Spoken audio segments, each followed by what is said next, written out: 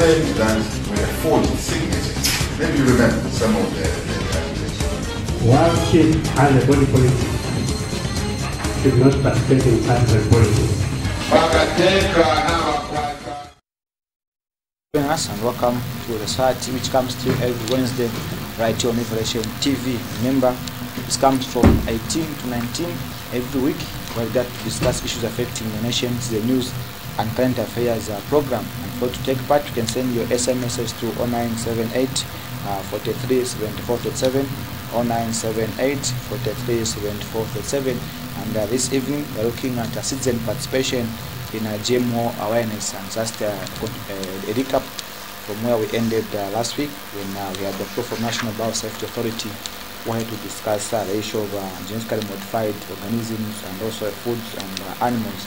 And on my panel, I've got Sandra Lombe and Matibo Mshwenwa, both from the National Biosafety Authority, who are here to just help us discuss this topic at hand. And remember, this program is up for sponsorship. You can call 0972 715 443. You can send your emails to mystorymuschange@yahoo.com. And remember, this one is live on Movie TV, Go TV, as well as on Topstar decoders. Welcome to the program once again. Thank you so much. Thank you. Thank you. I think it's just a continuation of where we ended last time, and I think the issue is now is where the citizens get to participate in the awareness programs concerning the GMOs in the country.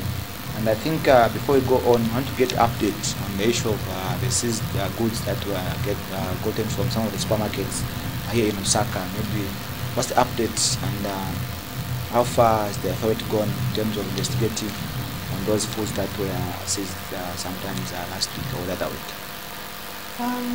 The update is those products, the samples were taken to the lab for testing, and we are yet to get the results. But if you remember, all those products, they were clearly labeled that they do contain genetically modified organisms. So we just want to do further tests on them. And yes, they have continued with the sport and compliance checks, and we are still in the field. Okay. Yes. Right. Then also maybe what are the what have you put in place, the measures? Because today we are looking at citizen participation in awareness concerning the GMOs.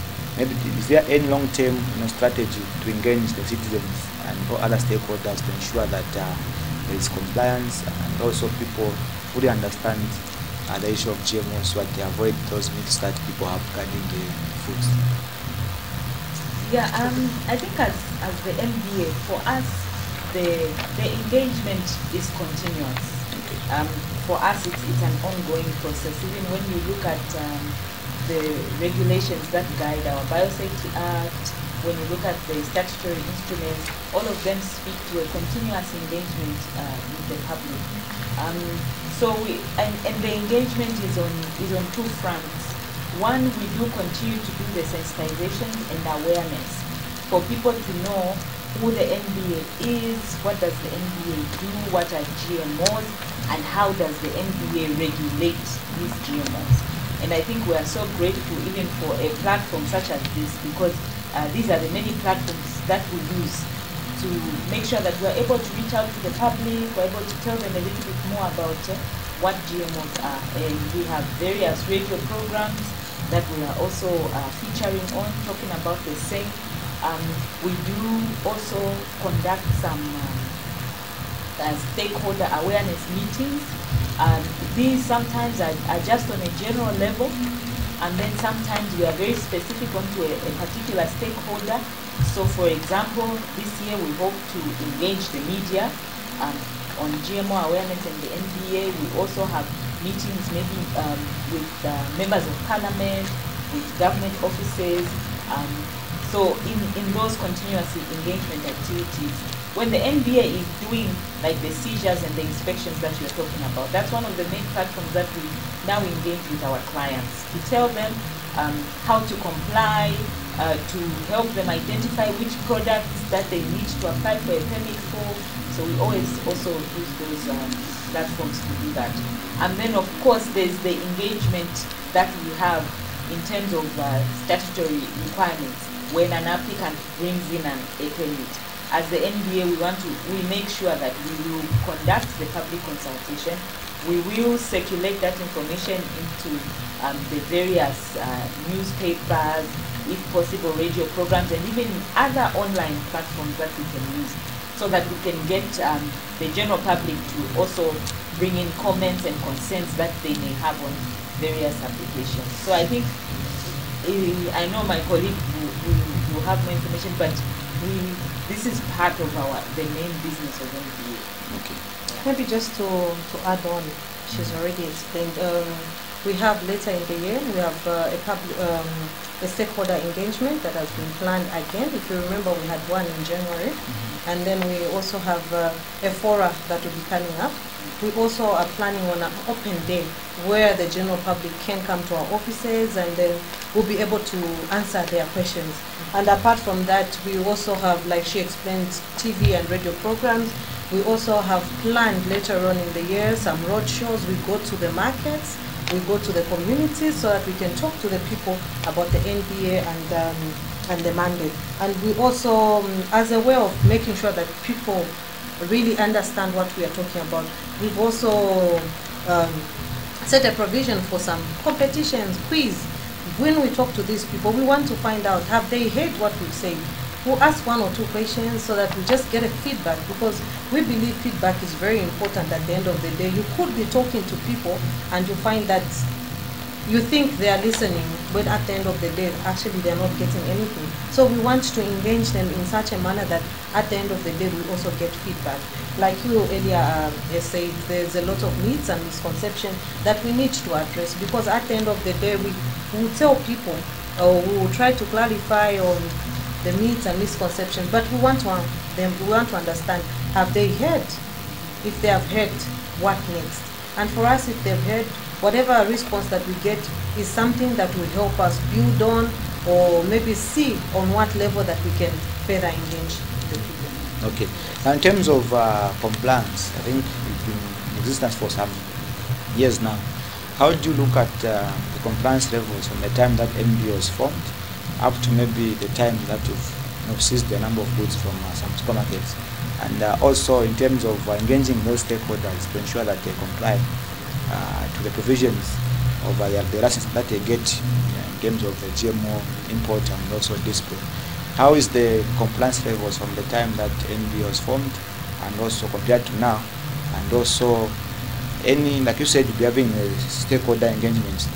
Maybe for now, what has been put in place to ensure that such issues like seizing of goods does not occur in future, because such stakeholders will comply to the provisions of the NBA Act and the license that they get? Okay. In terms of compliance levels, the NBA, in terms of the Act, I think that was 2007, but really operations started in 2013. So when the NBA first came onto the scene, as expected, people were really blank, and they had no idea. Most of the distributors and the chain stores that we deal with did not know that they even required a permit in order to trade in these goods. So we actually, for us, that was the first deliberate sensitization and awareness. It was to these chain stores to make them aware that now there's this act, and this act requires you to do A, B, C, D if you are trading in these products. So I think you will note from the first few years, from 2013 to 2014, 2015, we spent a lot of time just really going out and telling people that this is the act, and if you are SPAR, if you are ShopRite, this is what you need to do in order to comply. At that particular time, we were not doing a lot of seizures because we know that people didn't know about the act and they didn't know what they were supposed to do. So that was a lot of that type of awareness. From 2015, we actually started receiving applications. 2015 to date. At first, in 2015, we had very few applications, but now as we go, 2017, 2018, we have a lot more applications that are coming through. And this is because now people are aware and they want to comply. You know, sometimes, even when you do a seizure, sometimes it's not that someone doesn't want, maybe it's just the know-how, or they didn't know a particular area. So we now see a lot more chain stores coming on to be compliant. So for us, in terms of compliance levels, there's definitely an improvement. There's definitely more stakeholders coming on board to be more compliant. Maybe just to add on, when it comes to seizures, it's not like we take pleasure in seizing these goods. I mean, she has already explained, we sensitize these people. So all they need to do at the end of the day is just to comply. As simple as that. When they comply, we'll not seize the goods. But if they do not comply, then we have no option but to seize the goods. So we are trying as much as possible and going further to sensitize them. Even before we seize those goods, Yes. we do engage these people. We do have chats with them. We do explain to them. We don't want to come out like, what's the best thing that I can do? We don't want to come out like we're being harsh on them. We are trying to engage them. And when we engage them, we expect them to comply. If they have got any issues, we expect them to come back to us and tell us, we did not understand on this point, what can we do? But some of these, you find that it's just maybe lack of compliance, I would say.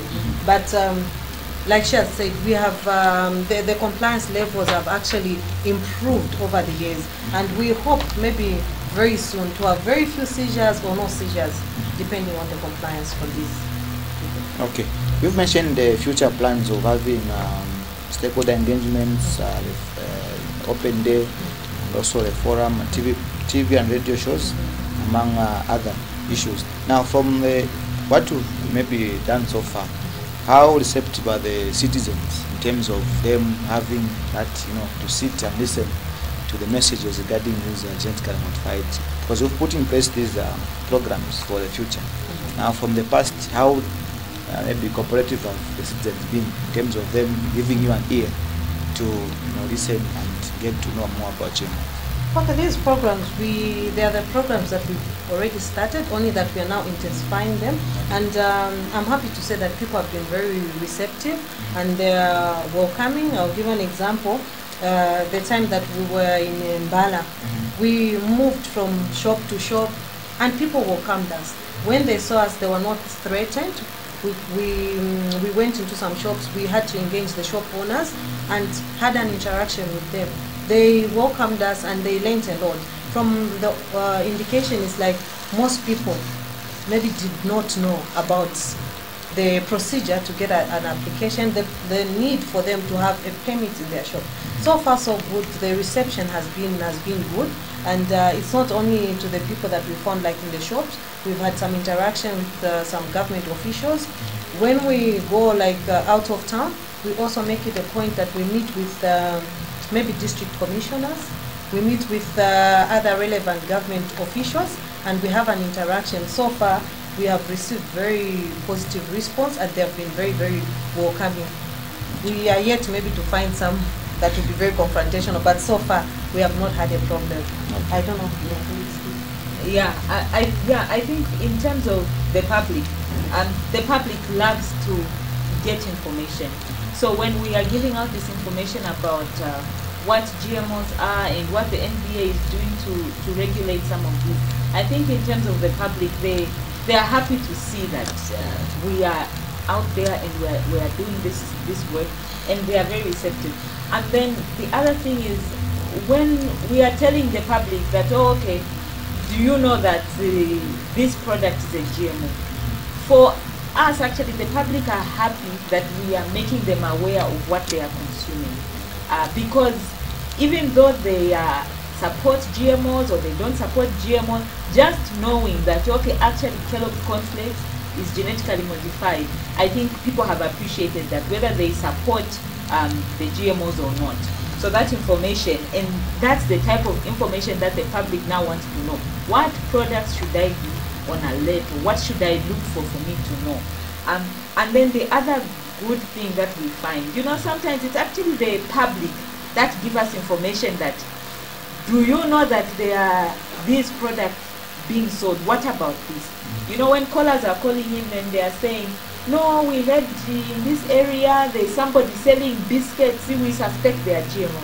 For us, immediately, we want to go to that area and find out, is this thing GMO or not?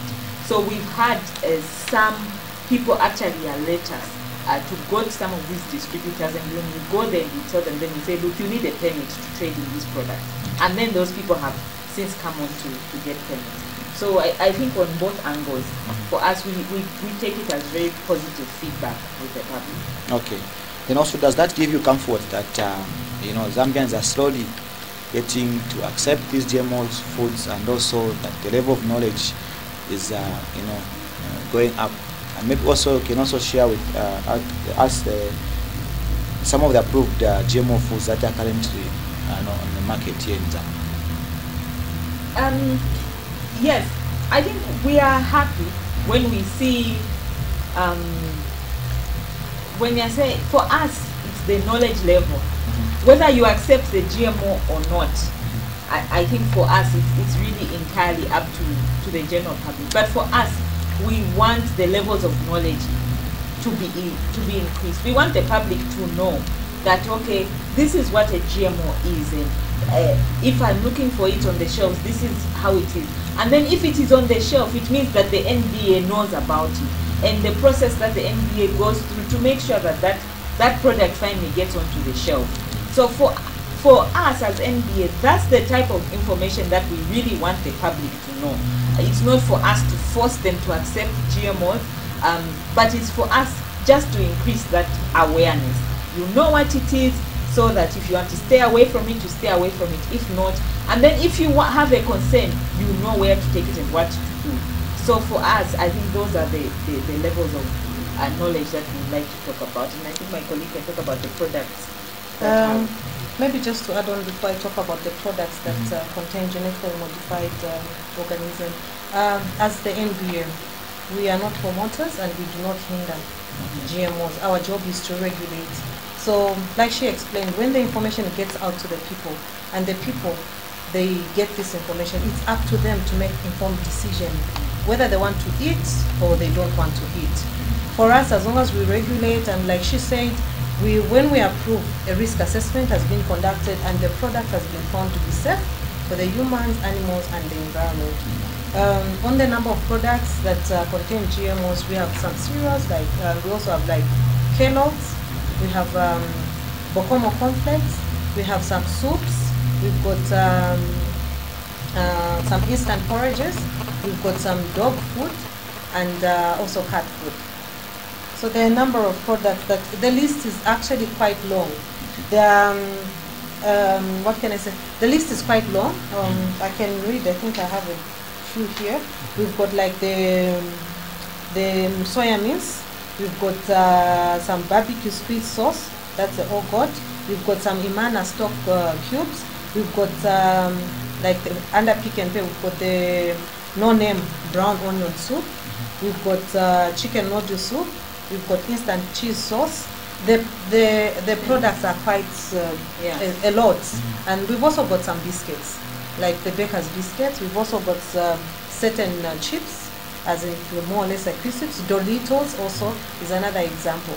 So the product list is quite wide, and people can always get to our website. They'll be able to get the full list from there. And if they fail, they can always call us.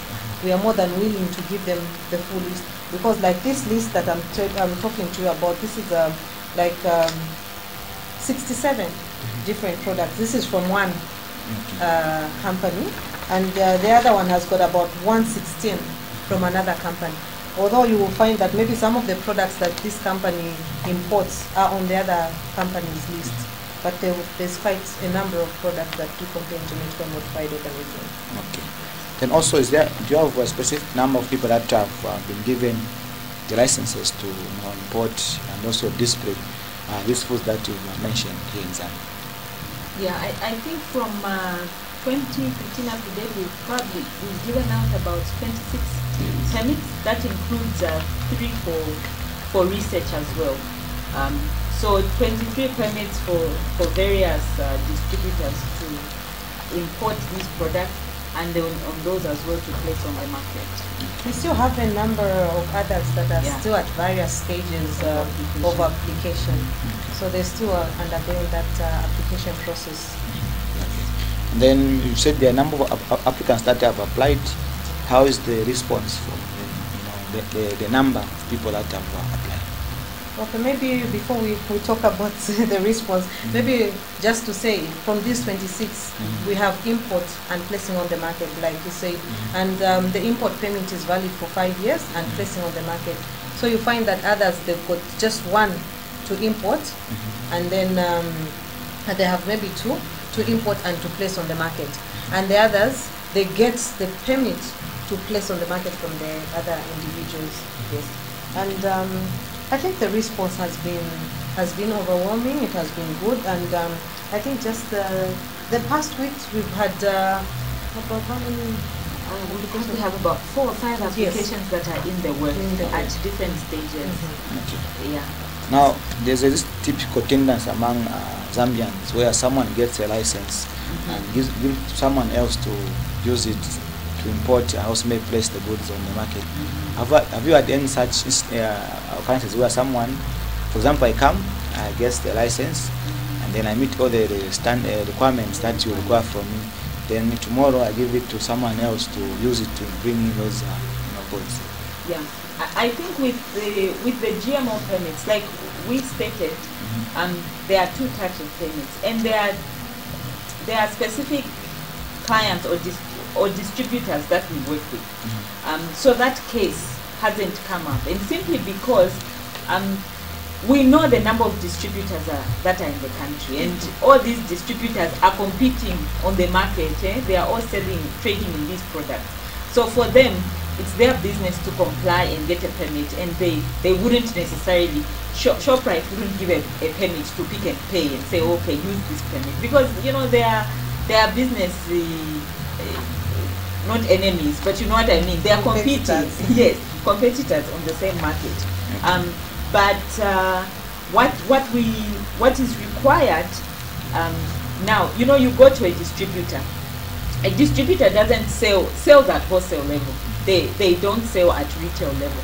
So if I've got a shop in Kablonga, I can go to a distributor and then buy those products. Bokomo cornflakes, for example, I can buy it from a distributor that is mandated to sell in Zambia.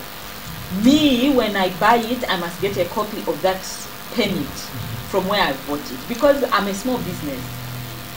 I can't afford to pay the cost of getting an actual permit for myself. So the law will allow that. Okay, that person, because they bought it from someone who has a permit, essentially those products have been screened, they are safe. All they need is to get a copy of that permit and make sure that they are also with it. So that process is allowed for in the law. Yes, so that one is fine, but the one where these big companies are sharing, no. That's okay. Maybe before we go for a break, maybe what would be your, I can say, concluding remarks based on what we have discussed, this evening regarding this participation of citizen GMO awareness in the country. Yeah, I think for me really the issue is we would like the public to participate even more, to take interest. It doesn't matter which side you fall on. As we are in the middle, whether you are for or you are against, we want to hear your concern. And when someone is bringing in GMO products, remember that that person can come, get an application form, apply for the permit, and then they will advertise in the newspaper, and the public is free to bring in their concern. There's no small contribution or big contribution. If you don't know how to write it in English, come. When you tell us, we'll help you craft that concern so that it is taken up even as the advisory committee or the committee that is looking at this application is considering it. So we are welcoming all the different comments, because it only helps us to see how the people out there view GMOs. Maybe like she had said, the public consultation, I think That's one area that we need people to come through. Right now we have a call for public consultation that has been advertised. I think it was advertised last week under Pick and Pay. So it's a call and it's valid for 30 days. The deadline is on the 26th of March. So we are looking forward to receiving a lot of comments from the general public. The other one closed on the 2nd of March.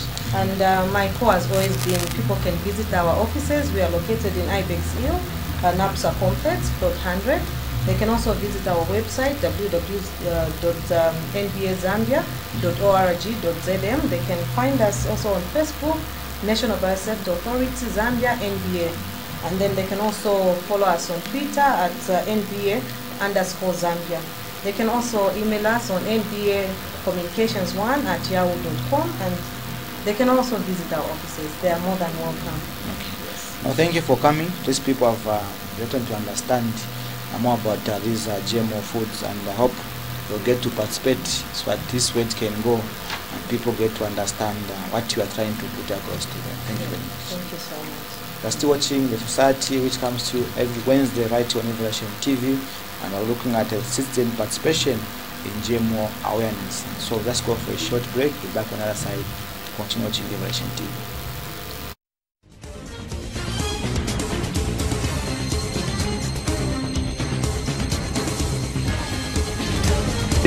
To regulate any form of manipulation, any form of playing around, any form of transformation, changing of such organisms in this country. So that is what the National Biosafety. They undergo a risk assessment, and we issue a permit. So if a product has not undergone any risk assessment and a permit has not been issued by the NBA, then the products are not allowed.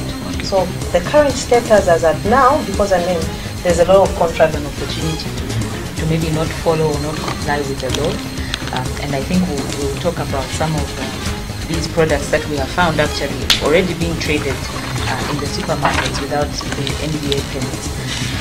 But I'll focus more on the points of entry and what is currently there and what the NBA is putting in place. Because you know that before the Biosafety Act came in 2007, Country, as well as also political parties playing their role in ensuring that this ratio of youth engagement is achieved. An issue today, as a youth leader, we like to speak like a marketeer, like an author, like a teacher, like a nurse. So when you look at the plights and the challenges that many of these people are going through, I think 2018 has been a year of storm and a year of a lot of ups and downs. When you look at the other aspect of youth involvement, I don't know about youth involvement. Certain political elements will go out of the country and scandalize the judiciary. They go to South Africa, talked about the Zambian judiciary is corrupt and all this. And this is the same judiciary that delivered a particular judgment in their favor. If you look at the Stephen Katuka judgment, where Stephen Katuka, under a particular the same political party, sued for the minister. Thank you for staying tuned and still watching The Society, which comes to you every Wednesday right here on Liberation TV. And now I'm joined by Mr. Benjamin Swira, who is the PF Media and Publicity Committee member that's here to help us discuss a number of issues that have happened in our nation, including the Sashika by-election and also the impending Ron and Bahati constituents by-election, among other issues at hand this evening. Welcome to the program, Mr. Smith. Okay, so thank you so very much, and good evening to you. Okay. It's always good after such a long time that Yes. you can have this opportunity to discuss issues. Okay. I think I'll start with the issue of the Sesheke, which was a bit controversial, and a lot of things happened to camp, in the constituents until the elections were done. And we had a lot of misinformation coming from different sectors, from the media, political parties, and other players in the political scene in this country. Maybe just try to shed more light what really transpired, because PF was accused of finding violence in Sesheke, and we saw the alliance partners, which include the UPND, saying that they intend to report the President, Honorable Kampiongo, the SG and other members of the PF to the ICC for what they said they caused that violence in Sesheke. Maybe just try to give a side of the story, what happened in Sesheke. Well, as you are aware, this is an issue that the PF has petitioned at the Lusaka High Court. Okay. So I know issues that has to do with the courts of law. You can't really speak so much because they also have their own way of digging the information in terms of what really happened. But of course, coming from a campaign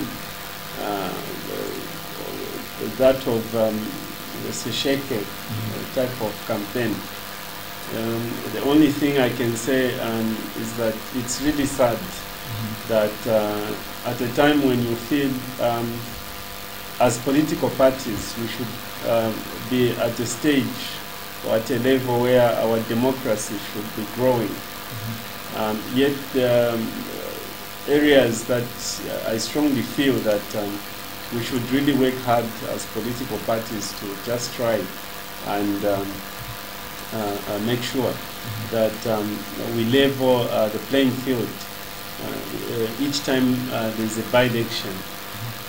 We have a Zambia to protect. There's apart from just being politics, there are citizens there that enjoys the peace that exists in this nation. And so I feel that not even a by-election of any nature should actually stir up any confusion, depending to which political party holds that area, which particular area in terms of the so-called strongholds. Of course, we cannot overlook the issue of Sesheke, if I would just bring it in.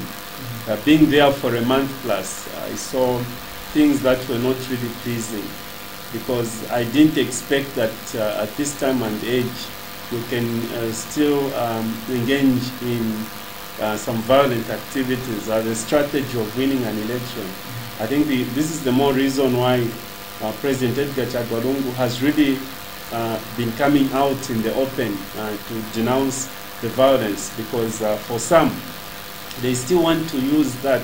It's unfortunate though that they still want to use that as a strategy for winning an election, but it shouldn't be like that.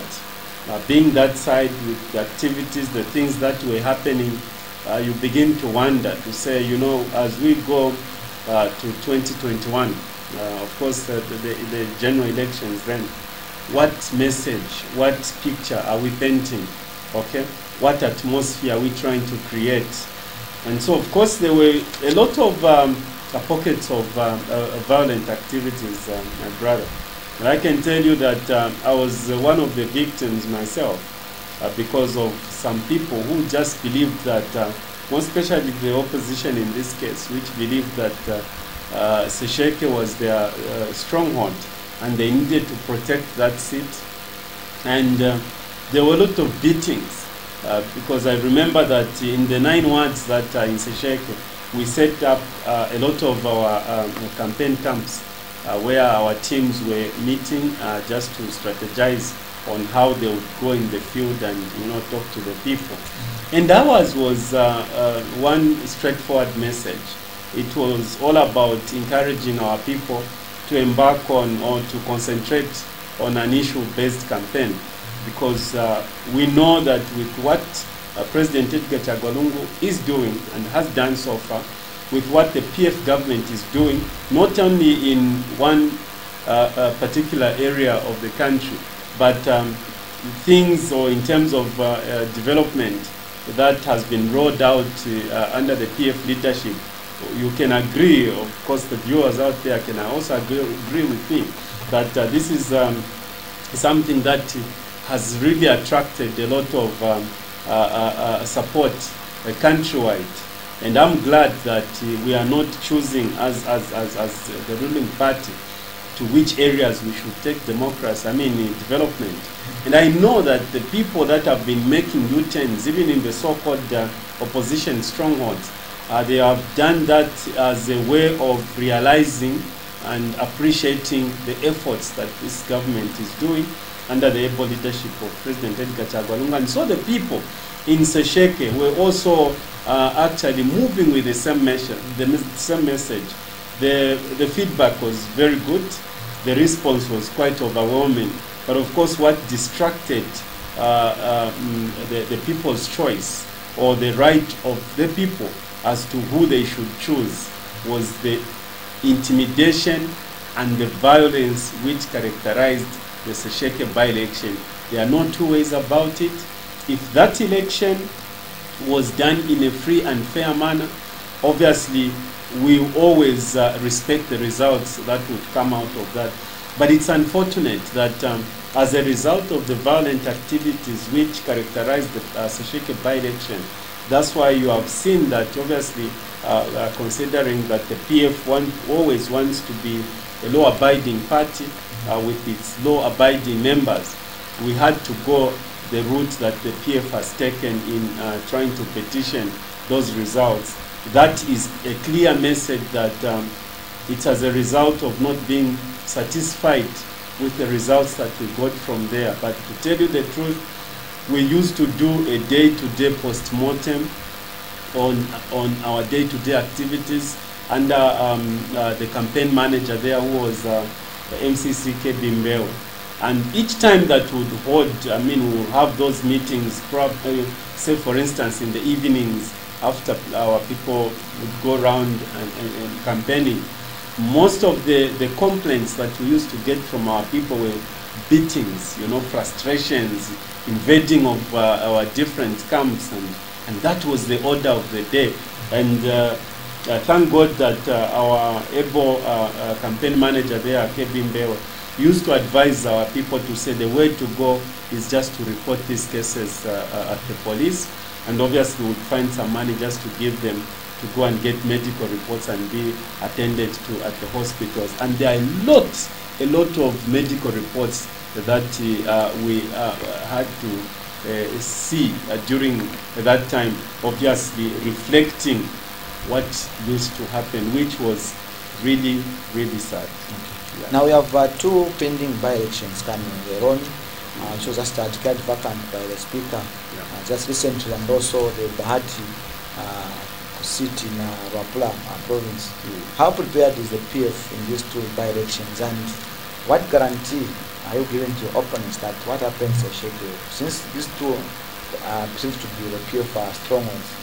Are the opposition safe to campaign, or maybe you want to do the same form that they did to you as a form of revenge in these two by-elections?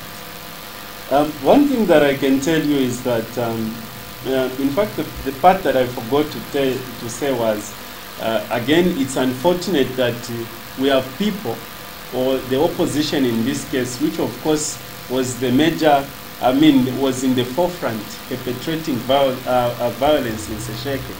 And to me, it was a joke to see that they were still in the forefront in trying to actually go or take the route that they have taken, trying to cry the loudest in saying that they will report to the ICC, and they mention certain people. You see, any responsible leader is seen by the way you talk to your people, the way you want things to happen in a country. And that's why I did say that we have a very responsible president in this country, President Edgar Chagwa, who will not just try to cover us simply because we are PF members, even as much as certain wrongdoings are concerned. I'll tell you that he is someone who is very much against violence himself. He's allergic to that, and he denounces it, and he will not stop at that. You make a mistake, it's either you are in PF or you are out, depending on the way you want to conduct yourself, because we have a party to build, and every character, every action that we are doing has a reflection to the majority Zambians out there. And so, I remember the time the president moved in Sesheke, the first time we had a rally in Katima Mulilo. The first, the words that he said there were, appealing and telling the people how much he enjoys, a certain relationship with other opposition political leaders. And he appealed to the people there to say, if we talk, we are at that level where we talk, why should you engage in such in violent activities? So in short, we are talking about a president who doesn't support any violent activity from whichever angle. And so that is the atmosphere you try to create. And I'll tell you that in answering your question, PF as a party will never come up with any violent activity top on its agenda as a strategy of winning an election. Okay?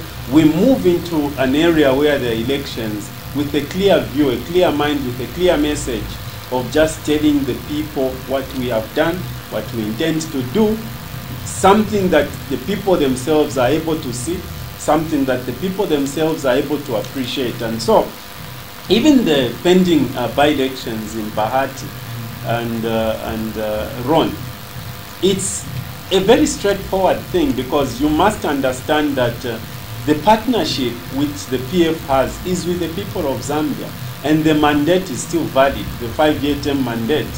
And based on that, the other thing that gives us the courage and the pride is the fact that, you know, from the very time that the PF was voted into power, we have always tried by all means looking at our PF manifesto and delivering to people's expectations in terms of our campaign messages. I think the president has been so focused on that, and that's why any leader within the PF who is not performing, the president will always have a one-on-one chat with that particular person, because whatever you do, we are there to work for the people of Zambia. The president wants to make sure that the term that he was given is used to the benefit of the people of Zambia. And so there is no any part of this country which is left out. And so when you talk about the Bahati and Ron constituents, those has been our areas, so to speak, because the people in those areas voted for the PF. And that's why for us, we don't believe, or we don't expect to face any resistance in those areas, because we know what we've been doing, and we know that we have got a president who is a grassroots kind of a president. He's always visiting those areas, he's always talking to the people. There are also local leadership or structures there that are also running with the vision and with the message of the PF. And so going in these areas does not really mean that we'll have a very difficult situation or moment, because we know that what we are doing on the ground, because that's what matters. What have we been doing? What is it that should give us the courage that we can still go back and face the same people and ask for their votes? Of course, you should also consider how the creation of these by-elections came about, and the people that were in those areas that were representing the constituencies there, and how they left. I think with that vacuum, with that space that has been left there, these people, the electorates in those particular areas, still wants to continue partnering with the PF, which is a working party, a working government. And we know that whichever candidate, of course, they are now applying to stand on those tickets, or on the PF ticket, most of the candidates there. And we know that whichever the candidate that will be picked to stand in those areas, we are very sure as a party that is still enjoying the popularity of the people, that is still enjoying the support of the people, that will still be given, or they will still, the people, the electorate will still be able to vote for us, because they know, they've seen, they can feel, they can touch, they can benefit from the many developmental projects that the PF government has rolled out. And so we are going there with full confidence, or in full confidence, knowing what we are going to get out of those areas. Now there's the issue of the opposition alliance that have teamed up with an agenda to unseat the PF in 2021. They have put up certain arguments which they say PF has failed to perform in some areas. does that give PF some shivers to say this alliance poses a threat towards the PF retaining power in 2021? Not at all. You know, the strength of the PF is in the people of Zambia. Okay, I believe that we have had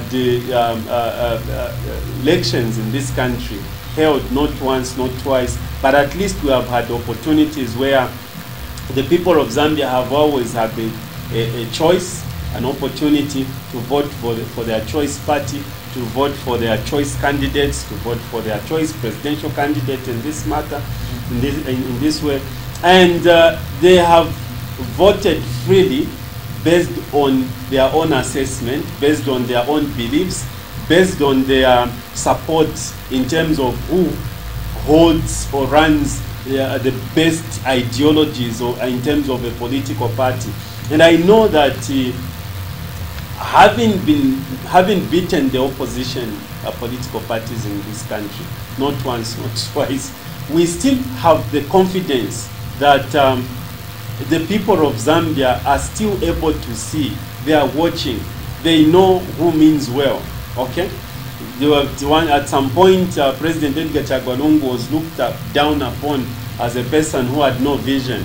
But it's unfortunate that a few years down the line, looking at how the president is performing so far, there are people who are busy now panicking in terms of changing their party manifestos because they have realized to say even the very manifestos that they had in their political parties is now and void now because the PF is doing most of the things. And so based on our performance, we are never shaken whether these so-called alliance teams up. For instance, even when you talk about the strength of these opposition political alliances, you are talking about an alliance probably whose ideology is really misplaced because in the first place, even the coming up together is done in a very wrong way. People have already given themselves positions and their agenda is clear, is known. Their agenda is just to make sure that they decampaign the PF and they form government. That is their agenda. And so when you look at such hungry people teaming together, you know that they do not reflect or represent, or they are not carrying with them the views of the people. And so they have nothing to do with the people, but they have everything to do with the positioning of themselves, the distribution or sharing of positions. In short, they are greedy. They are not going anywhere. And with this kind of a vision, just like the prophet Elijah in the Bible, where these prophets of Baal teamed up, there were about 400 against one prophet who believed in God. And you know the results, what happened. So we are not intimidated by that because we know that for us, as long as God gave us this period, as long as God is by our side and the people of Zambia, no matter how they team up, we are not threatened by that.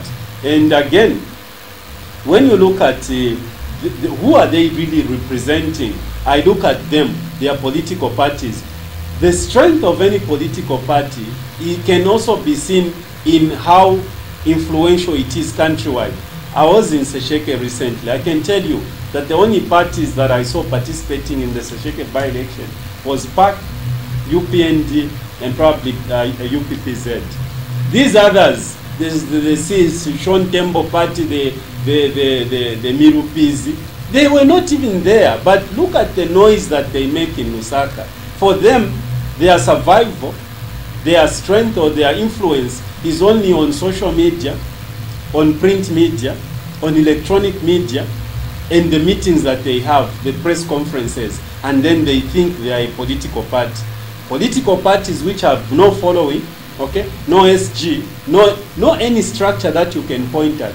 Now, when you look at that, you are only looking at a person with one vote, which you will give to UPND. So their agenda is to support HH. So how can such a bunch of 10 chaps threaten the PF, which or whose presence is felt countrywide? Okay? This is a very serious political party with serious structures countrywide. and it is performing. It's functioning.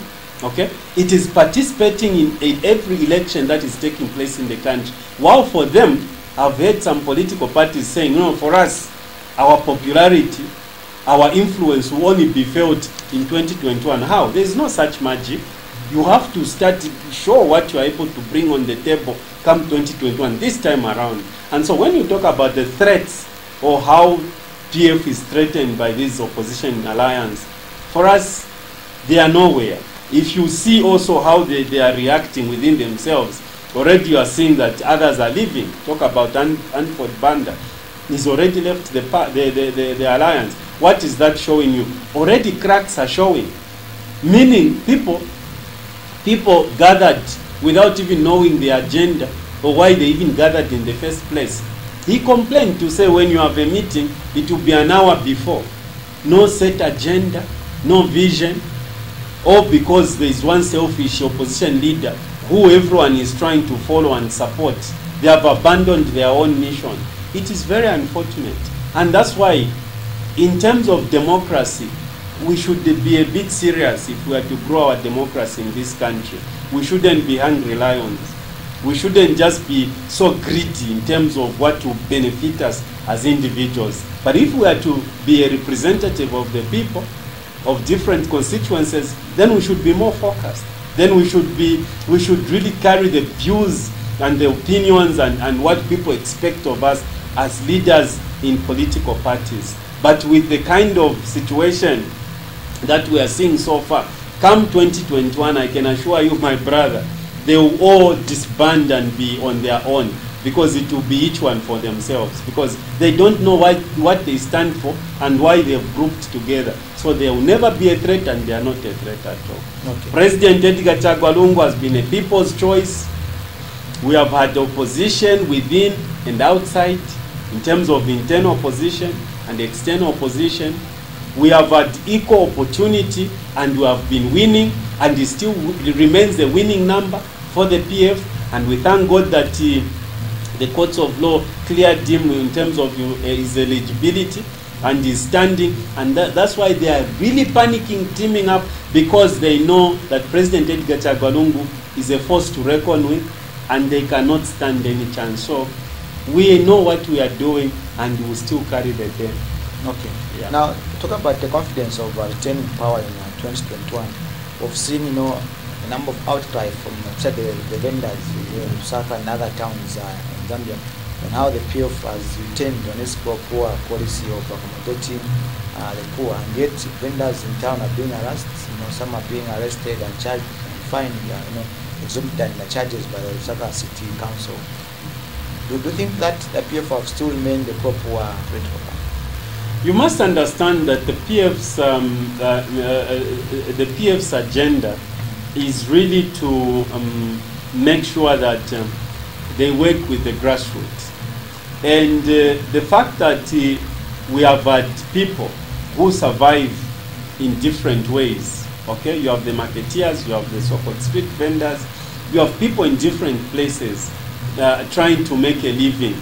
I think what this PF simply wants to do or has done is to make sure that, because we value every person in this country, okay, in our society, what the PF has simply done is not really to abandon its pro-poor policy. What the PF has done is it has realized that the vendors, the street vendors, is a bigger constituency on its own, okay? And like our SG rightly put it, we benefit in terms of the voter turnout. You cannot do away with that population, okay?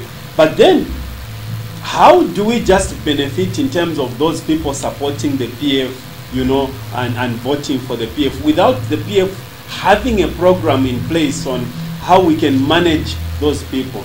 And that's why, my brother, you have, and everyone out there is able to see that one of the things that the PF is doing is not just misplacing the street vendors, but it has embarked on construction of markets. Who are the actual beneficiaries of those marketplaces that the PF is constructing? It's definitely the people on the streets.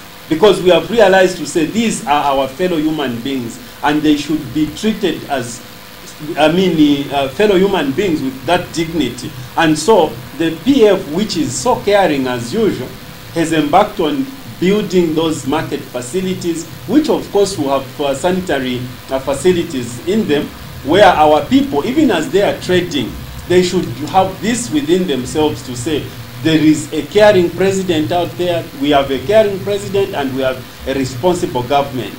Because that's why we have embarked on what the PF is doing. And people are able to see that truly, just walk at Soweto there, you find that, you know, is it Simon Mwansalen there, the structures are seen. When you go just near Tokyo Lane, you will see that, you know, there is some activities going on. All that is to work to the benefits of the street vendors. And that program is definitely being rolled out countrywide, you know.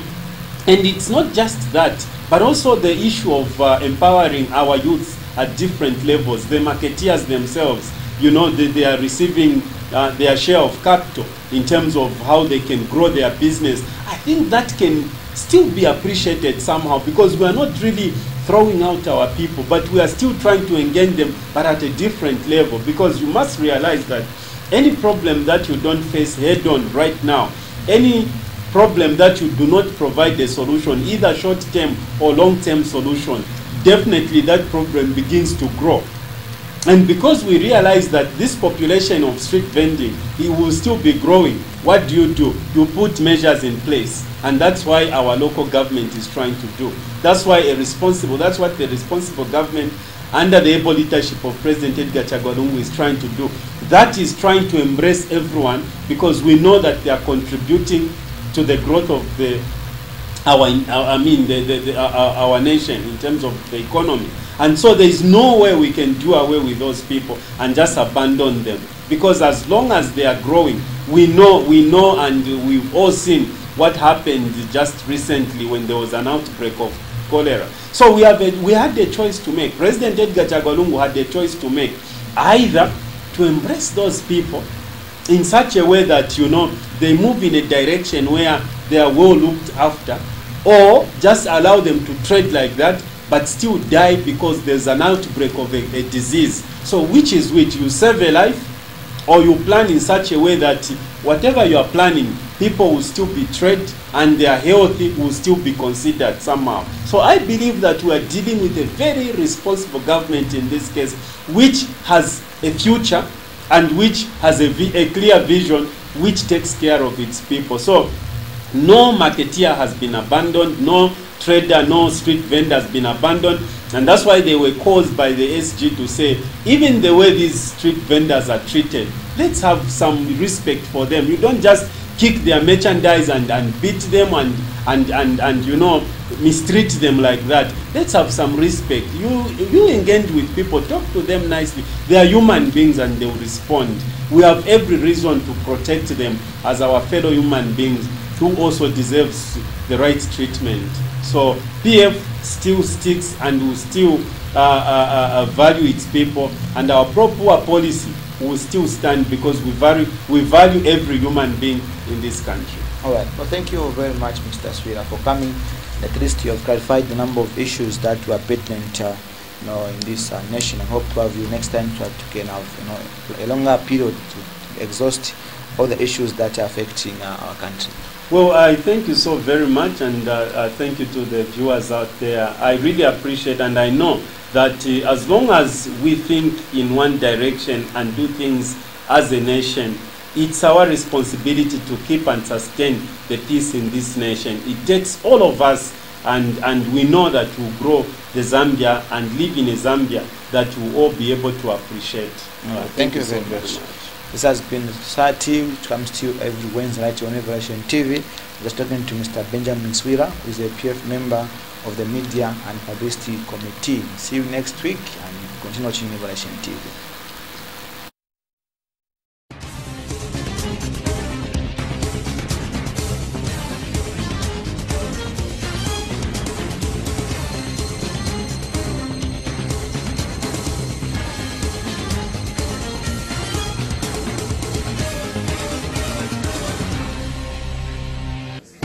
claimed that we had forged signatures. Maybe you remember some of the accusations.